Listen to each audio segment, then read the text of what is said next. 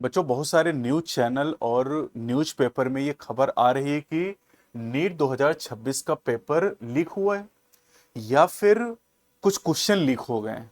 तो आप देखिए, एक न्यूज यहां पर है कि नीट 2026 परीक्षा में गेस पेपर का खेल।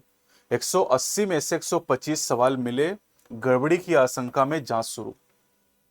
राजस्थान में नीट 2026 परीक्षा में गड़बड़ी की आशंका सामने आई है।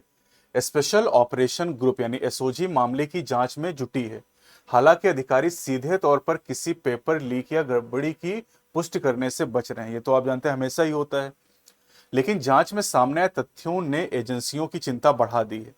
एसओजी के अधिकारियों के मुताबिक परीक्षा से एक दिन पहले एक गेस्ट पेपर सामने आया था, जिसके 125 सवाल परीक्षा में आए सवाल से मिल रहे थे। मामले में अब तक एक दर्जन से ज्यादा लोगों से पूछताछ की जा रही है।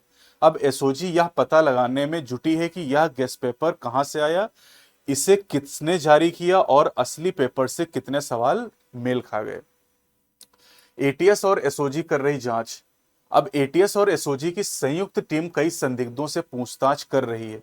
जांच एजेंसियां मोबाइल फोन, लैपटॉप और चैट रिकॉर्ड भी खंगाल रही हैं। सीकर के हॉस्टलों और कोचिंग नेटवर्क को भी जांच के दायरे में लिया गया है।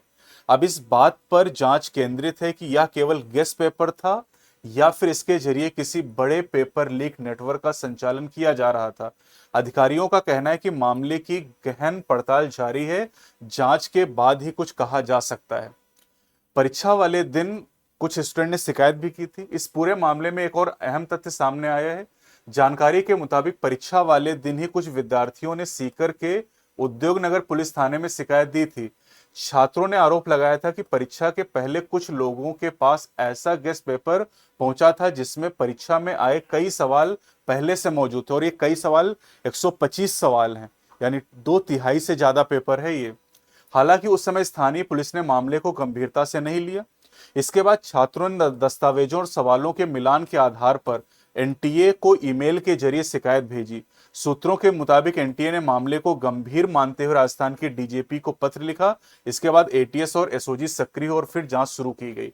और इस मामले में एनटीए ने ट्वीट करके कहा भी है स्टूडेंट को कि वो किसी भी, जब तक ये जांच चल रही है तब तक वो ये मान के ना चलें कि पेपर लीक हुआ है, या किसी भी और चीज को ना मान के चलें, क्योंकि अब ये भी सवाल आता है कि क्या नीट का पेपर दोबारा होगा। तो अब इसकी संभावना तो बहुत ही कम है, ना के बराबर है।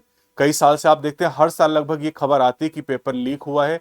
2024 में तो सुप्रीम कोर्ट में केस चला, लेकिन उसके बाद भी री एग्जाम नहीं हुआ। तो अपने मन में ये बिल्कुल भी 0.1% भी मान के मत चलिएगा कि री एग्जाम होने वाला है। जांच चलेगी, हो सकता है 2 4 10 20 लोग पकड़े जाएं, लेकिन उससे ज्यादा यहां पर कुछ नहीं होने वाला है।